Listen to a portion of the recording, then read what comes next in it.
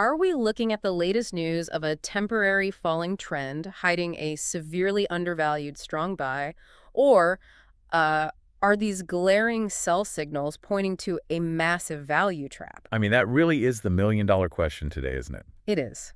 Welcome to today's deep dive, everyone. You asked us to look into a specific and, frankly, a pretty terrifying financial instrument. Terrifying is definitely the right word for this one. Yeah. And the data you provided from April 17th, 2026 tells well, hell of a story about leverage. Our mission today is to dissect the TRX 2X long BMNR daily target ETF. Right, the ticker symbol is BMNU. Exactly, BMNU. We've got a mountain of sources today: market data, technical analysis charts, order flow metrics, fund details. But before we get into the weeds, just a bit of housekeeping. If you're watching us, make sure to like the video, subscribe to our YouTube channel, and you absolutely must leave us your feedback in the comments. And just to set the ground rules right up front, this is a natural human debate exploring the sources. We're looking at the math and the mechanics, so this is explicitly not financial advice. Oh, definitely not. Do not take this as financial advice. So, to really understand the debate around BMNU, we have to start with the sheer scale of its recent plunge. Right, because the numbers here are just wild. They really are. So, BMNU is a high-risk leveraged ETF. It aims for 200% of the daily performance of Bitmine Immersion Technologies. Which trades under the ticker BMNR. Right. But the scale of the destruction here is just staggering. The latest price is just $2.22. Yeah, it was up, what, 0.91% on the last trading day? Yeah, up a tiny fraction, which looks okay until you zoom out and look at the 52-week high. Oh, man, yeah. The 52-week high was $42.56. And it had a low of $1.44. It's brutal. Exactly. I mean, it's up 0.99% in the last month, but down 57.11% year to date. And since its inception in September 2025, it is down a staggering 91.20%. It's hard to even wrap your head around a 91% drop. Okay, let's unpack this, because looking at a 91% drop, leveraging this asset is like jumping out of a plane with a parachute that only works 200% on the way up. That is a great way to put it. Right, like when you're falling from $42 down to $2, that gravity just pulls you down twice as fast. So when I see a collapse that severe, my first instinct is to look at the financials. Naturally. You want to see the income statement. Exactly. I want to see the quarterly and annual revenue, the cash flow, what went wrong with the company. But there is no company here, is there? No, and what's fascinating here is that this is the first major hurdle for a lot of people analyzing a product like this. Because it's an ETF. Exactly.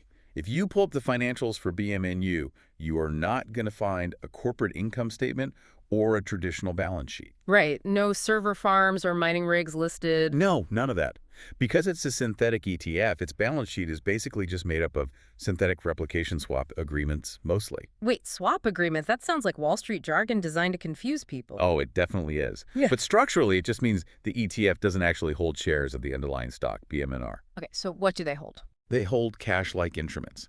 Specifically, they hold the First American Government Obligations Fund, ticker FGXXX. So they just hold incredibly safe government bonds. Right, and they use that as collateral to enter into contracts with major banks. The bank agrees to pay the ETF double the daily return of the stock if it goes up. But if it goes down? If it goes down, the ETF pays the bank double the loss out of that collateral. Wow. And they are doing this while carrying an expense ratio of 1.50%, right? Yep, 1.50%, which is high. But they actually have an asset under management, an AUM, of about $345 million. Wait, hold on. They have $1/3 billion parked in this thing. They do. After it fell from $42 to $2. Yes. That massive drop begs the question, like, what are the algorithms and trading signals actually doing right now? Are they screaming to run away, or are they spotting a bottom? Well, let's look at the technicals, because the long-term trend is overwhelmingly negative. Yeah, the moving averages are incredibly grim. Just brutal. I mean, we've got the 5-day moving average at $2.05, which our sources say is flashing neutral to sell. Right. Then the 50-day moving average is way up at $4.40, which is a clear sell. And the 200-day is all the way up at $5.41, also a sell. And the momentum indicator, the MACD, is sitting at negative 0.41, so it's actively maintaining a sell signal. But, and this is where I get confused, the 14-day RSI, the relative strength index, is at 24.51. Which is deeply oversold. Deeply oversold. Yeah. So what does this all mean for the listener? I mean, if the RSI is 24.51, hasn't everyone who wanted to sell already sold? You would think so, looking at a normal chart. Right. Like, Is this the bottom bounce or the short-term strength our sources keep hinting at, especially with major psychological support right at that 52-week low of $1.44? And resistance is near the recent monthly high of $2.39. Exactly. So is it going to bounce? Well, this is where we have to clarify the divergence in the ratings. Because automated signals largely say strong sell for the BMNU ETF. But the underlying stock, BMNR, often carries a buy or even a strong buy rating. Exactly. And that confuses so many retail traders. They look at the underlying stock and say, hey, analysts love this Bitcoin mining company. Right. They think the actual business is undervalued. Yeah, but you have to separate a stock's potential from a structured product's mechanical reality. Meaning the ETF itself is broken. Yes, the underlying stock might be a great buy, but the mechanical reality of how this 200% leveraged ETF operates daily makes it a strong sell algorithmically. Because of the daily reset. Exactly. Yeah. But to understand if that short-term oversold bounce is a genuine opportunity or just a mirage, we really have to look at the order flow. Right. Like, who is actually buying and selling at these bottom barrel prices? Because here's where it gets really interesting. We are seeing trading volume of about 140 million shares a day. Which is just massive liquidity. Massive. 140 million shares moving daily on a $2 stock. So are retail traders just catching a falling knife here? I mean, a lot of them probably are. With that much volume concentrated in such a tight window, the data shows high-frequency trades are heavily concentrated between $1.97 and $2.22. Right in that pocket. Yeah. So is this a hidden, undervalued gem, or is it a classic value trap just swallowing up retail money? If we connect this to the bigger picture, it leans heavily towards a value trap Okay, walk me through why. because of the insidious nature of leveraged decay. People look at the price history. The history, quote unquote. Right. They see it used to be at $42, now it's at $2. They apply traditional value investing logic and assume it's cheap and has to go back up. But there is no insider trading data for the ETF itself, right? Yeah. Because it's a structured product. Exactly. Yeah. You can't track insider buys to gauge confidence like you would with a normal stock. So what's the bearish reality here? The reality is leveraged decay and compounding risk. Holding this ETF for more than one day in a volatile market almost guarantees value erosion. Wait, guarantees it. Let's break that down, because I think a lot of people don't understand how volatility drag actually works mathematically. Yeah, it's totally counterintuitive. Let's do a quick example. Imagine you buy a regular non-leveraged stock at $100. Okay, I put in $100. The market gets volatile. On day one, the stock drops 10%. So if it drops $10, I'm at $90. Right. On day two, the stock rallies 10%. Okay, 10% of 90 is $9, so my total is $99. Exactly. Over 2 days of chop, the stock went down in 10% and up 10%. You lost $1. You're mostly whole. Annoying, but I survived. Okay, now let's apply the BMNU 2X leverage wrapper to that exact same scenario. Perfect. So day one, the underlying stock drops 10%. Because of the 2x leverage, your ETF drops 20%. Okay, so my $100 investment instantly drops $20. I'm down to $80. Right. Now, day two, the underlying stock rallies 10%, so your ETF rallies 20%. Okay, so 20% of my new $80 balance, that's $16. Yes. So 80 plus 16, my ETF is now worth $96. Exactly. Wait, hold on. The underlying asset went down and up by the exact same percentage, leaving a normal investor down just 1%. But my leveraged ETF is down 4%. Yes, and that is just over 2 days. Wow. It's like trying to climb a really muddy hill. For every 2 steps the leverage gives you going up, a single slip sends you sliding 4 steps back. That's a really good analogy. And if you imagine that mathematical slippage compounding over weeks or months, you see why it collapsed 91%.